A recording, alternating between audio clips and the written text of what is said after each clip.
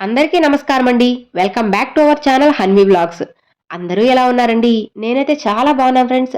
మీరు కూడా అమ్మవారి దయవల్ల బాగుండాలి మనస్ఫూర్తిగా అమ్మని వేడుకుంటూ ఈ వీడియోనైతే స్టార్ట్ చేస్తున్నాను. ఇక ఈరోజు వీడియోలో ఒక శక్తివంతమైన మాట అయితే మీతో షేర్ చేసుకోబోతున్నాను. అది మీరు మాటైనా అనుకోవచ్చు, మంత్రమైనా అనుకోవచ్చు, స్విచ్ బోర్డ్ కానీ ఏదైనా మీ ఇష్టం అండి. ఈ మాటని మీరు ప్రతిరోజు కనుక చెప్పుకున్నట్లయితే మీకు ధన ఆదాయం అనేది పెరుగుతుందండి. ఇక ఇదే కాదు ఫ్రెండ్స్, మీరు ఈ మాట చెప్పుకున్న ప్రతిసారి మీరు అద్భుతం అయితే చూస్తారనమాట.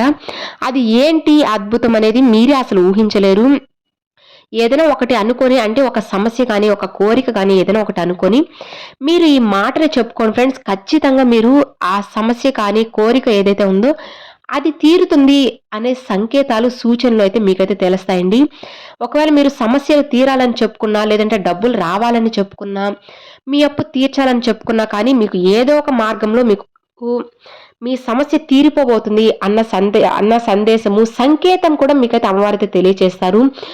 ఇది ఎప్పుడైనా చెప్పుకోవచ్చు ఫ్రెండ్స్. ఇప్పుడే చెప్పుకోవాలని ఏం చెప్పను నేను.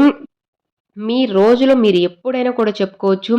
పొద్దున కానీ, మధ్యాహ్నం కానీ, ఆఫీస్ టైమింగ్స్‌లో కానీ, రాత్రి పూజ చేసుకునేటప్పుడు కానీ, ఎప్పుడైనా కూడా చెప్పుకోవచ్చు. ఎలాంటి నియమాలు ఏం లేవండి. మీరు ఒకవేళ పూజ చేసుకునేటప్పుడు కూడా పూజ చేసుకుంటూ చెప్పుకోవచ్చు. కొన్ని మంత్రాలు చెప్తూ ఉంటాం కదండీ! అలాంటప్పుడు కూడా మనం ఈ మాటనైతే చెప్పుకోవచ్చు. చాలా సింపుల్‌గా, ఈజీగా అందరూ చెప్పుకోదగ్గదేనండి. కేవలం 3 మాటలండి ఇది. ఈ 3 పదాలు, ఈ 3 పదాలు మనం చెప్పుకోవడం వల్ల మనం అసలు మిరాకిల్ అయితే ఖచ్చితంగా మన జీవితంలో అయితే జరుగుతుందండి. ఇది నాన్ వెజ్ తిని కూడా చెప్పుకోవచ్చు. మీరు పీరియడ్ సమయంలోనే చెప్పుకోవచ్చు. ఎందుకు అనంటే మనం పూజ చేసుకునేటప్పుడే చెప్పుకోవాలనే రూల్ ఏం లేదండి. మీరు ఎప్పుడైనా కూడా చెప్పుకోవచ్చు. కాకపోతే మంచం మీద కూర్చొని కాకుండా వీలైనంత వరకు చైర్‌లో కానీ, లేదంటే సోఫాలో కానీ, నేలపైన కానీ కూర్చొని చెప్పుకోవచ్చు. జర్నీ టైమింగ్‌లో అయినా కూడా చెప్పుకుంటూ వెళ్ళొచ్చు.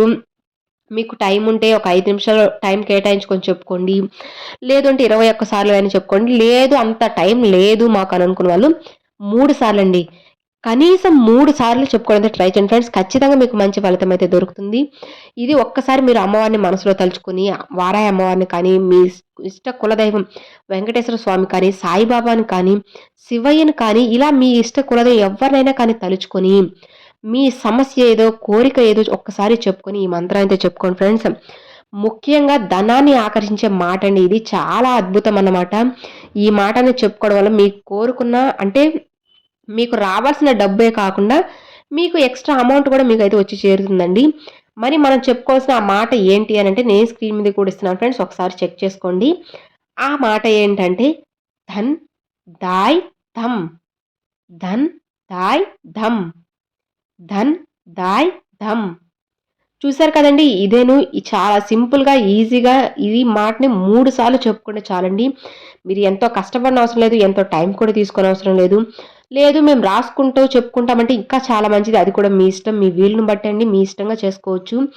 చాలా సింపుల్‌గా, ఈజీగా మనకి ధనాన్ని తెచ్చిపెట్టి ఈ చిన్న మాటని చెప్పుకొని చూడండి ఫ్రెండ్స్. ఖచ్చితంగా మీరు చెప్పుకున్న ప్రతిసారి ఒక మంచి మిరాకిల్ అనేది మీ జీవితంలో జరుగుతుందండి.